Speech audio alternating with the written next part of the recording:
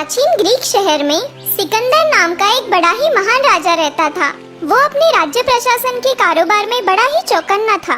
राज्य के अधिकारी लोग अपना काम ठीक से कर रहे हैं या नहीं, ये देखने के लिए वो खुद जाती तौर पर हर विभाग का चक्कर लगाया करता था। उसकी इस आदत की वजह से सभी अधिकारी अपने कामों में हमेशा चुस्त और तैनात रहते थे। मुझे नाज है अपने सैनिकों पे और उनके अधिकारियों पे। सेनापति, मुझे बड़ी खुशी है कि आप अपने काम में इतने तत्पर हैं। जी महाराज, ये तो मेरा कर्तव्य है।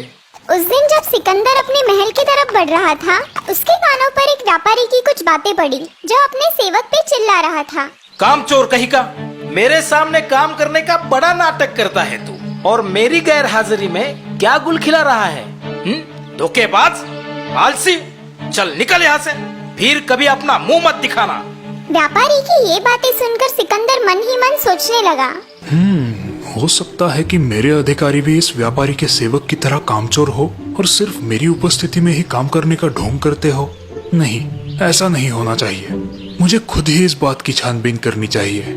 ऐसा सोचकर सिकंदर अपने महल पहुंचा। फिर उसने अपना भेष बदल लिया और महल के चोर दरवाजे से बाहर निकलकर वो अपनी प्रजा में घुल मिल गया।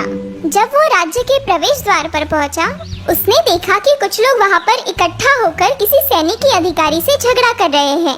क्या हुआ भाई, क्या बात है? हमारे काफिले की बैलगाड़ियां घाटी में फंस गई है।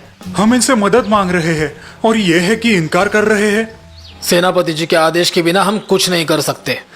तो फिर उन्हें यहाँ पे बुलाओ। जरा ढंग से बात करो, वो सेनापति है, कोई मामूली आदमी नहीं, समझे? वो प्रजा के सेवक है, उन्हें प्रजा की सेवा के लिए नियुक्त किया गया है। क्या हुआ? क्यों इतना हंगामा मचा रखा है? इन लोगों का काफिला घाटी में फंस गया है, वो मदद की मांग कर रहे हैं। ठीक है, सेना की एक टुकड़ी लेके मेरे साथ चलो। सेना की टुकड़ी अब घाटी में पहुंच जाती है, जहां पे बैलगाड़ियों का ताफा फंसा हुआ है। अधिकारी सेना को आदेश देता है। सैनिक बैलगाड़ियों को धक्का मार के दलदल में से बाहर निकालने में जुट जाते हैं। जोर लगा के हरीशा, जोर लगा के हरीशा। तभी जोरदार बारिश भी शुरू हो जाती है। घाटी की पूरी जमीन अब फिसलने लगती है। बैलगाड़ियों को ऊपर चढ़ाना अब और भी मुश्किल हो जाता है। जोर लगा के हरीशा, जोर लगा के हरीशा। बारिश की उन तेज धाराओं की वजह से अब सैनिकों के सामने मुश्किलें और भी बढ़ जाती हैं। दूसरी तरफ बारिश शुरू होते ही अधिकारी एक बड़ा सा छाता लेके सेनापति के पास आता है। दोनों ही उस छाते में सुरक्षित खड़े होकर पूरा नजारा बस देखते रहते हैं। और जोर लगाओ, चलो जल्दी करो, और जोर लगाओ। हाँ, ऐसे बोलो, जोर लगा के हईशा, जोर लगा के हईशा, जोर लगा के हरीशा, जोर लगा के हरीशा। और जोर लगाओ, चलो जल्दी करो, और जोर लगाओ। अधिकारी को छाते में खड़ा होकर चिल्लाता देख सिकंदर उसके पास आता है। दूर खड़ा होकर आज्ञा देने की बजाय अगर आप खुद भी इस कतार में खड़े हो जाएंगे तो शायद इन सैनिकों को और थोड़ा प्रोत्साहन मिल जाएगा और हमें थोड़ी और मदद भी मिल जाएगी। क्या कहा तुमने? इस कीचड़ में उतरकर मैं बैलगाड़ियों को धक्का मारूं? तुम्हारी हिम्मत कैसे हुई मुझसे इस तरह से बात करने की? तुम जानते भी हो तुम किससे बात कर रहे हो? हाँ, जानता हूँ, एक सरफिरे और उद्दाम अधिकारी से, जिसे लोगों की सेवा के लिए नियुक्त किया गया है, ना कि सिर्फ उनसे काम करवाने के लिए। लेकिन इसमें तुम्हारी कोई गलती नहीं है, ये तो तुम्हारे महाराज की गलती है, जिसने तुम्हें इस काबिल समझा। इसलिए इसकी सजा तो तुम्हारे महाराज को ही मिलनी चाहिए। तुम्हारी ये मजाल, तुम्हें इसकी सजा जरूर मिलेगी। रुको, तुम कोई साधारण युवक नहीं लगते। नाम क्या है तुम्हारा? वैसे तो मेरा नाम है अलेक्जेंडर, लेकिन लोग प्यार से मुझे मुकद्दर का सिकंदर भी कहते हैं। सिकंदर का नाम सुन के अधिकारी घबरा जाता है। उसके पैर लटपटाने लगते हैं। वहाँ पे उपस्थित सभी सैनिक और व्यापारी भी चकित हो जाते हैं। महाराज, मुझे माफ कीजिए, मैं आपको पहचान नहीं पाया। महाराज, हम क्षमा प्रार्थी हैं, हमसे गलती हो गई। उसके बारे में बाद में सोचेंगे, पहले इनकी मदद करते हैं। सभी सैनिक और अधिकारी अब नए उत्साह और जोश के साथ फिर से कतार में जुट जाते हैं। महान सिकंदर विजयी रहे, महाराज की जय हो, महाराज की जय हो।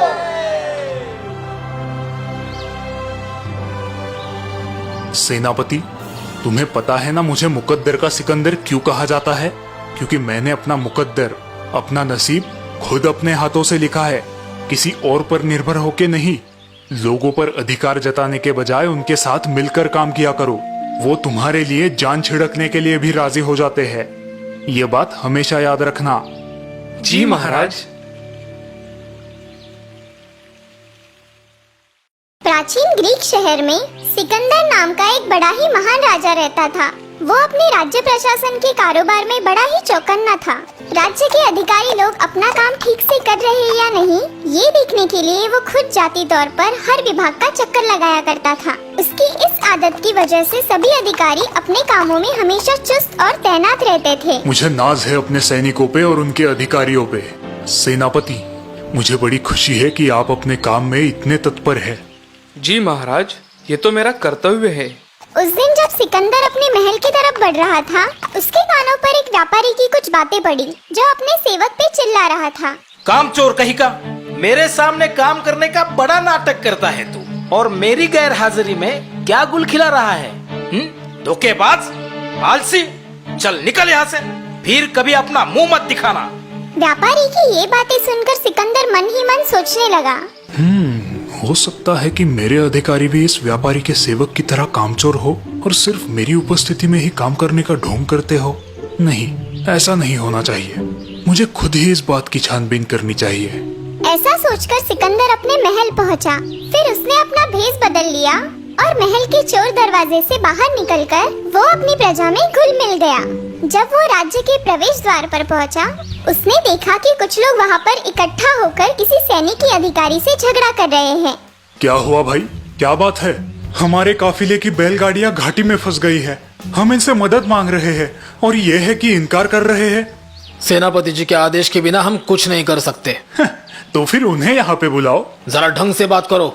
वो सेनापति है, कोई मामूली आदमी नहीं, समझे? वो प्रजा के सेवक है।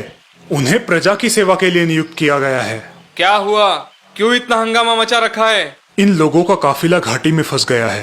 वो मदद की मांग कर रहे हैं। ठीक है, सेना की एक टुकड़ी लेके मेरे साथ चलो। सेना की टुकड़ी अब घाटी में पहुंच जाती है, जहां पे बैलगाड़ियों का ताफा फंसा हुआ है। अधिकारी सेना को आदेश देता है। सैनिक बैलगाड़ियों को धक्का मार के दलदल में से बाहर निकालने में जुट जाते हैं। जोर लगा के हईशा, जोर लगा के हईशा। तभी जोरदार बारिश भी शुरू हो जाती है। घाटी की पूरी जमीन अब फिसलने लगती है। बैलगाड़ियों को ऊपर चढ़ाना अब और भी मुश्किल हो जाता है।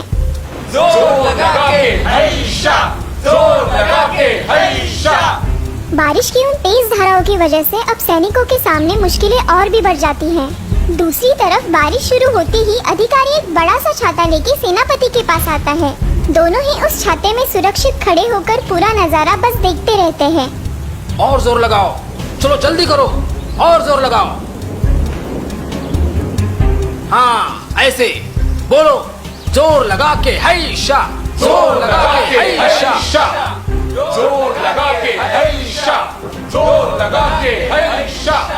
और जोर लगाओ, चलो जल्दी करो, और जोर लगाओ। अधिकारी को छाते में खड़ा होकर चिल्लाता देख सिकंदर उसके पास आता है। दूर खड़ा होकर आज्ञा देने की बजाय अगर आप खुद भी इस कतार में खड़े हो जाएंगे तो शायद इन सैनिकों को और थोड़ा प्रोत्साहन मिल जाएगा और हमें थोड़ी और मदद भी मिल जाएगी। क्या कहा तुमने? इस कीचड़ में उतरकर मैं बैलगाड़ियों को धक्का मारूं? तुम्हारी हिम्मत कैसे हुई मुझसे इस तरह से बात करने की? तुम जानते भी हो तुम किससे बात कर रहे हो?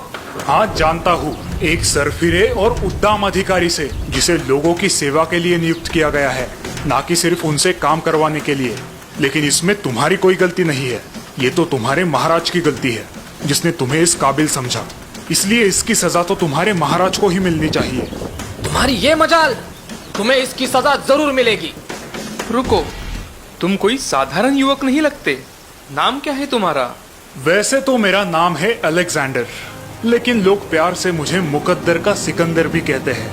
सिकंदर का नाम सुन के अधिकारी घबरा जाता है। उसके पैर लटपटाने लगते हैं। वहाँ पे उपस्थित सभी सैनिक और व्यापारी भी चकित हो जाते हैं। महाराज, मुझे माफ कीजिए, मैं आपको पहचान नहीं पाया। महाराज, हम क्षमा प्रार्थी हैं, हमसे गलती हो गई। उसके बारे में बाद में सोचेंगे, पहले इनकी मदद करते हैं। सभी सैनिक और अधिकारी अब नए उत्साह और जोश के साथ फिर से कतार में जुट जाते हैं। महान सिकंदर विजयी रहे।